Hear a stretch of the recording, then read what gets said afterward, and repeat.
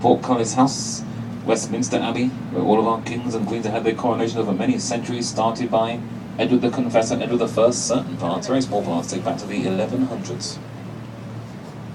The first bridge we're passing under, Westminster Bridge. Original version, 1750. Historians believe the original one would have been the second bridge to cross the river after the Romans built the first Londinium Bridge way before in about 54 AD. However, I've done a bit of research. That's no longer the case. In 1997, archaeologists found the remnants of an old oak bridge in the area of Vauxhall. Vauxhall today, about a mile ahead of us. Remnants of that old oak bridge dated back to the Bronze Age. So that would have been a millennium and a half before the Romans came. The iconic House of Parliament is there on your right. The tower with the clock face, we all call that Big Ben, of course. Big Ben there refers to the 14-ton bell situated up inside that tower. That tower was renamed the Queen Elizabeth II Tower after the Queen's Diamond Jubilee celebrations last year. Now, this version of the House of Parliament was fully completed around about 1860. However, a previous version burnt down in 1834, apparently by accident and by members of Parliament themselves while they were burning ballot papers and tally sticks in the bowels of the Lord's Chamber. Apparently, while the original was burning down, there were about 20,000 people on the other side of the river cheering the flames on, shouting, "Burn, House of Parliament, burn." It was then redesigned in this Victorian Gothic style by Charles Barry and the son of a French draftsman, Augustus Wilby Northmore Pugin. Augustus Pugin, dubbed the God of Gothic. For the House of Parliament, he designed the tables, the chairs, the wallpaper, the stationery, the interior of the Lord's Chamber, and lots of Gothic detail on the outside. Augustus Pugin, though, only saw his designs reach his sketching stage. The poor chap was only 40 years old. He ended up in an asylum. The large tower with the Union flag flying above, that's Victoria Tower. That's a Charles Barry creation.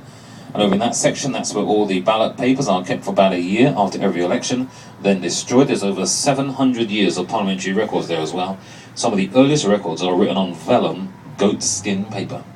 And this turret here on your right, with steps going down towards the Thames, Black Rod Steps. I'll talk more about that, more about the House of Parliament, on the return journey. Actually, no, as we turn around. So, coming up in front of us, as we turn there in front of you, that fortress-like building with the blue flag flying above, directly in front of us, Lambeth Palace on the other side of the river, there in front of you. Home to the Archbishops of Canterbury, been there, home to around about the 13th century. That's the home to the new Archbishop, the ex-Oil executive, Justin Welby. Directly in front of us, these three identical buildings behind the trees, three south wings of St Thomas's Hospital, one's over in the area of Southwark in about the 15th century. Rebuilt on this site during Queen Victoria's reign in the late 1860s. There were actually 7 of those at one point, named Monday through to Sunday. 4 of them, though, were destroyed during World War II. The 3 we have left, from left to right, Friday, Saturday, Sunday. The one in the middle housed original operating theatre and a museum dedicated to Florence Nightingale, who opened the first nursing school in the capital. So, back to the House of Parliament on the left. Official name, New Palace of Westminster. However, this was never a royal palace, but there was one on this site many centuries ago. In the court, in the original, is where people were tried for treason. If anyone was found guilty of treason, the prisoner would have been walked into that turret I mentioned earlier on, behind you on the left-hand side at the far end of the House of Parliament, walked down Black Rod Steps. The prisoner would have been put on a waterman's boat. There would be a gentleman on that boat waiting for the prisoner, hooded, carrying a very large axe. If the sharp end of the axe was facing towards the prisoner, everybody knew. The prisoner was going to be sailed from there, all the way over to the Tower of London, through the entrance to the Traitors' Gate, into prison, head chopped off, dipped in hot water, dipped in tar, placed on a stake, and then stuck on the old medieval London Bridge. Beautiful.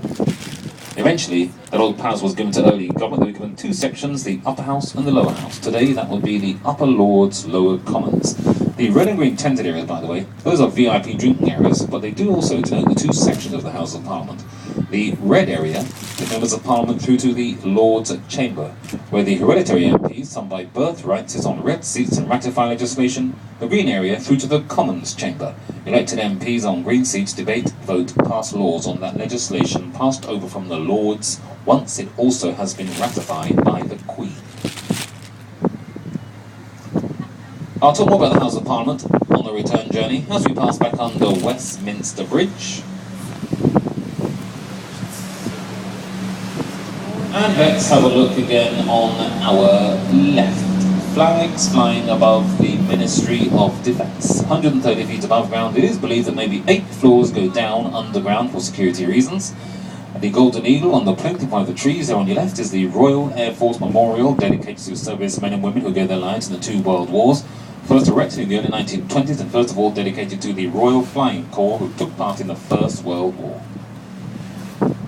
So we're passing the London Eye on the right. Designed and conceived by husband and wife architect team David Marks and Julia Barfield. Paid for by extended sponsors British Airways, cost 75 million quid. Now owned by Merlin Entertainment, sponsored by EDF Energy. You can spot the orange capsule. Orange, EDF's corporate colours. You can do lots on there, by the way. You can have a host. Talking about History of London, you can do a bit of champagne tasting, wine tasting, cheese tasting, makeup capsule, origami making, cupcake making, present your stamp collecting. Some of those are true, some of those aren't. However, you can get married on the eye as well. You do your I do's at the top, and then it's down all the way from there. One rotation, just about 30 minutes. The next set of bridges we're passing under in front of us are the Golden Jubilee footbridges, the ones that replace the old Victorian Hungerford footbridges. The Victorian Hungerford railway track still there in between the two, and to its left the trains go through, come out of Charing Cross Station. The curve was actually called Embankment Place, that is office space above the station, designed by the architect Terry Farrell in the early 1990s.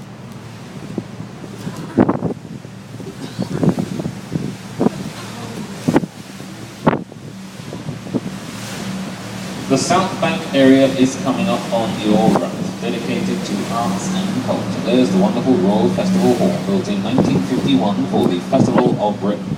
Home to the London Philharmonic, interior modernised July 2007. Next door to it on your right are 2 smaller concert halls, the Queen Elizabeth Hall and the Pearl Cellar Rooms, dates back to the 70s, and looks like a houseboat's been washed up on top of that building. Well, that is actually a hotel for one couple called Room for London by an organisation called Arts Archangel. You can book a room via a ballot system. It's going to be there until the end of this year. A boat on a building. What a ridiculous idea. Waterloo Bridge in front of us. The original bridge across this part of the Thames was once the Strand Bridge, and the Strand, that well-known street, very close behind the buildings, on your left. The word Strand. That's an interesting word. Is that not originally a German word and a Dutch word for beach? I think it is. That would be an indication of how much wider this used to be many centuries ago. Renamed Waterloo Bridge after the Great Battle of Waterloo back in 1815, that version around about 1944, known as a ladies' bridge. Over 70% of the workforce who built that bridge were ladies. More of the South Bank area on your right. The wonderful National Theatre, home to, with electronic advertising, slightly behind you on the right. Home to 3 theatres, the Olivier, Cottesloe and Nicholson Theatre. One of our great actors, Laurence Larry Olivier, was the first artistic director of National Theatre back in the 70s. Typical 1970s modernist brutalism architecture.